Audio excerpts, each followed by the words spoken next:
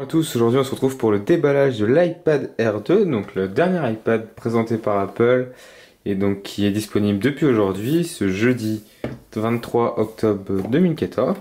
Donc on va commencer par faire le déballage de l'iPad et ensuite on fera une petite présentation.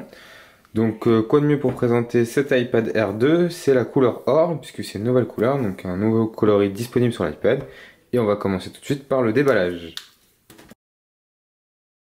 Donc on commence par soulever la boîte et là on va y découvrir l'iPad Air 2. À l'intérieur on retrouve toujours le contenu habituel, c'est-à-dire le chargeur, le câble Lightning et il n'y a toujours pas d'écouteurs donnés par Apple. Donc cet iPad Air 2, donc se présente comme 18% plus fin que l'iPad Air 1 précédent. Donc disponible à partir de 500 € en 16 Go, 600 € en 64 Go et 700 en 128 Go.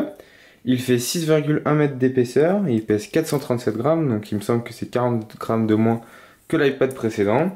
Et à l'intérieur, on retrouve un processeur A8X, donc avec 3 cœurs, et surtout 2 Go de RAM, donc une première sur un appareil iOS.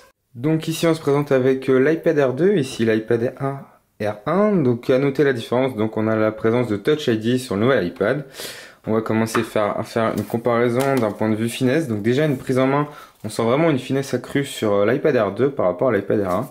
La différence de poids se sent légèrement, je dirais, mais c'est pas notable. En même temps, il n'y a pas vraiment beaucoup de différence d'un point de vue poids.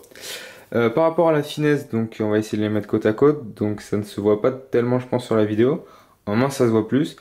Par exemple, pour vous faire un comparatif, si on empile deux iPad Air 2, c'est quand même plus fin que le premier iPad du nom. Donc on voit qu'en 4 ans, ils ont beaucoup progressé. La différence notable par contre, c'est la disparition du bouton sur le côté. Donc le bouton qui servait à couper la rotation ou le son n'est plus présent sur l'iPad Air 2, donc on note juste un micro. Mais sinon d'un point de vue esthétique, c'est quand même relativement les mêmes, genre avec un en plus fin.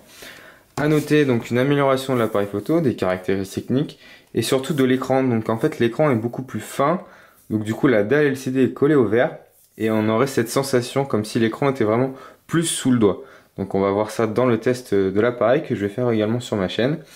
Donc si vous avez des questions, n'hésitez pas à laisser des commentaires et on va se retrouver dans d'autres vidéos et notamment bientôt le test de l'iPad Air 2.